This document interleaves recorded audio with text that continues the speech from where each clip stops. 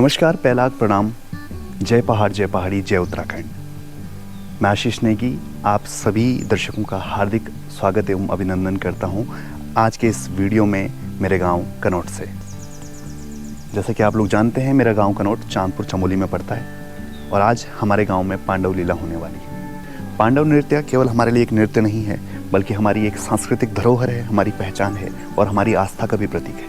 यूँ तो हमारा गांव बहुत बड़ा है, 7 तोकों में लगभग बटा हुआ है, पर आज सभी ग्रामवासी एक होकर पांडव नृत्य का आयोजन कर रहे हैं। पांडव नृत्य के आयोजन में गांव के सभी वर्ग एक होकर इस आयोजन को अंजाम दे रहे हैं, जिसमें युवाओं की कुछ अलग जिम्मेदारी हैं, जिसमें बुजुर्गों की कुछ अलग जिम्मेदारी है और महिलाओं की कुछ अलग जिम्मेदारी है।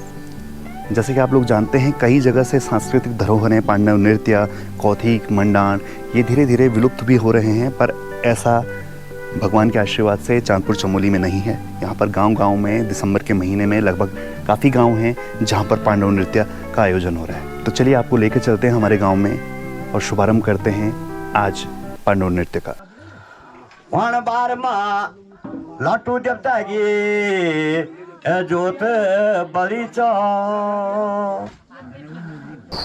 पांडव नृत्य में पनवाणी का एक अहम योगदान होता है।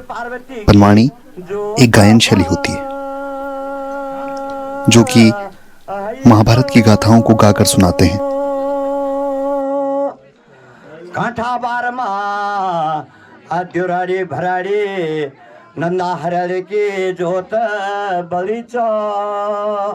हमारे जो नाचते हैं, तो भूमियाल का वैसे शाब्दिक अर्थ होता है कि जिस भूमि के हम वासिंदे हैं, जिस भूमि का हम को ग्रहण कर रहे हैं, उसके जो हमारे आराध्य होते हैं वो उनको भूमियाल कहा जाता है। तो सबसे पहले हम जिस भूमि में निवास करते हैं उस भूमि के देवताओं को हम प्रसन्न करने के लिए उनसे आज्ञा लेते हैं कि हम ये इतना इस यज्ञ को, जो पांडवों का यज्ञ है, उस यज्ञ को कर रहे हैं, तो उन भूमियालों की कृपा से सफल हो।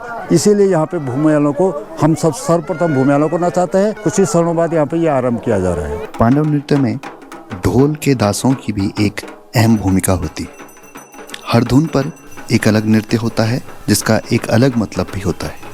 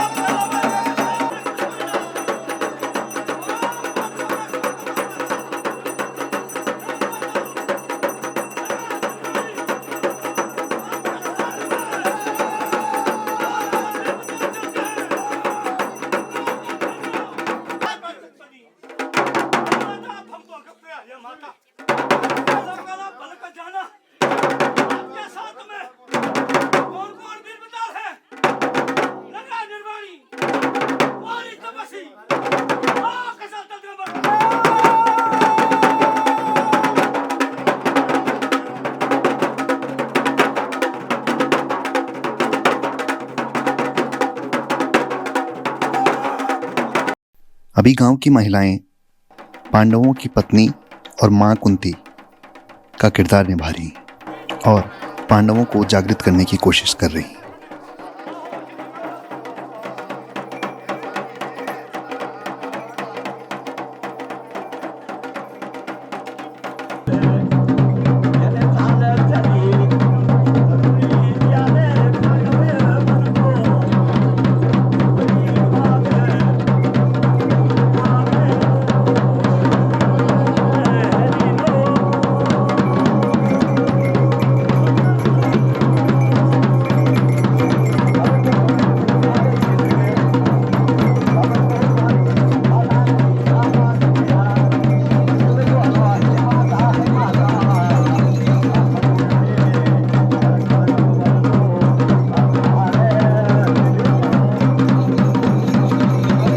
पांडव जागृत हो चुके हैं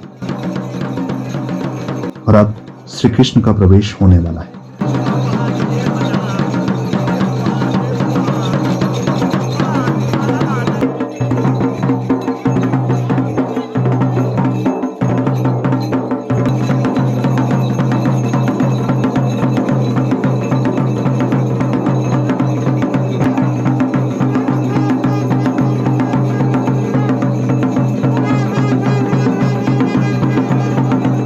श्री कृष्ण का प्रवेश होते ही पांडव नृत्य में एक अलग ऊर्जा आ जाती है और भक्तिभाव उमड़ पड़ता है।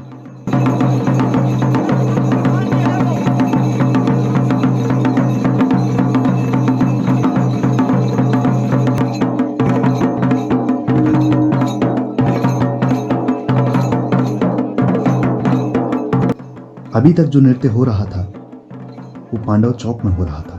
अब आगे का नृत्य पांडव पंडाल में होगा। इसलिए गांव की नई बहुएं सर पर कलश लेकर इस यात्रा की अगुवाई करेंगी और अगले एक सप्ताह तक इसी पंडाल में पांडव नृत्य होगा।